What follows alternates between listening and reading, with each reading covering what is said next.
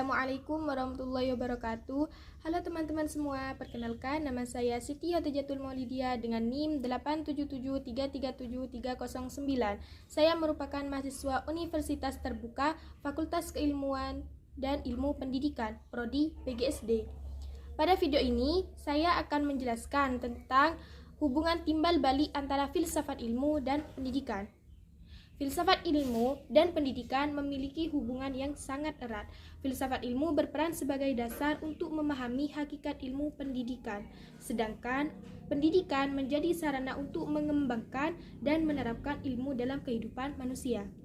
Nah, jadi yang pertama, filsafat ilmu mengawasi dan memperkuat eksistensi keilmiahan serta nilai-nilai dalam ilmu pendidikan.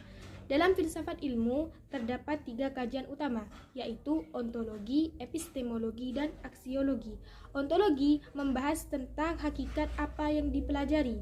Dalam pendidikan, ontologi membantu menjelaskan apa yang sebenarnya tujuan pendidikan, siapa peserta didik, dan bagaimana hakikat proses belajar. Jadi, ontologi menjelaskan apa yang dipelajari dalam pendidikan.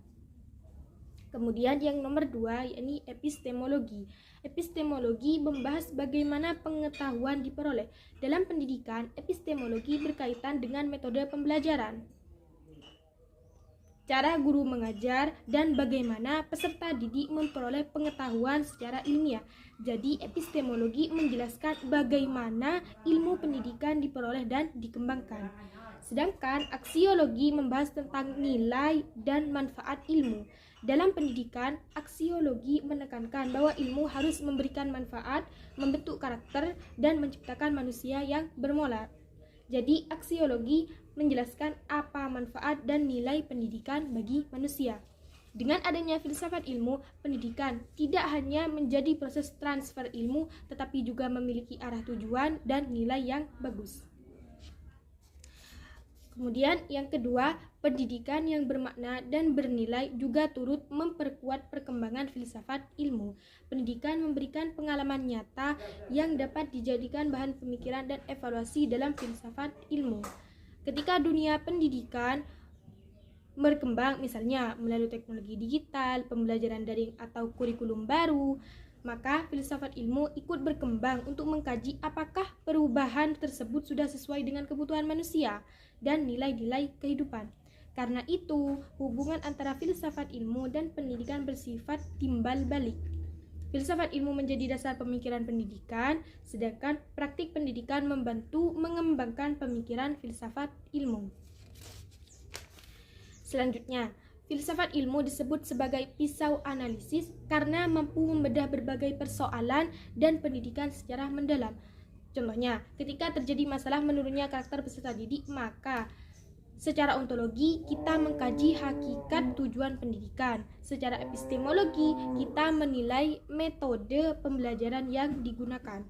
Dan secara aksiologi kita melihat apakah pendidikan sudah memberikan nilai moral dan manfaat bagi kehidupan.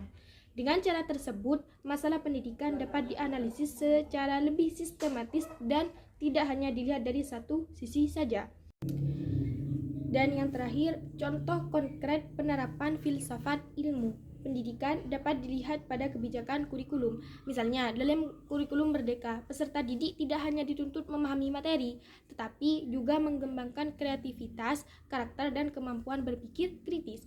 Hal ini menunjukkan adanya penerapan aspek aksiologi karena pendidikan diarahkan agar memiliki manfaat nyata bagi kehidupan. Selain itu, dalam proses pembelajaran, guru juga menerapkan filsafat ilmu ketika memilih metode belajar yang aktif, diskusi kelompok, dan pembelajaran berbasis proyek agar peserta didik memperoleh pengetahuan melalui pengalaman langsung. Jadi, kesimpulannya, filsafat ilmu dan pendidikan memiliki hubungan yang saling mendukung.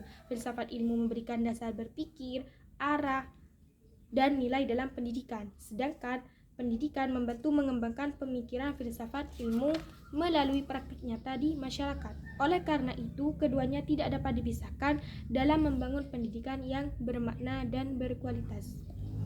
Itu saja yang bisa saya jelaskan. Kurang dan lebihnya saya mohon maaf. bila mana ada kesalahan dari awal sampai akhir.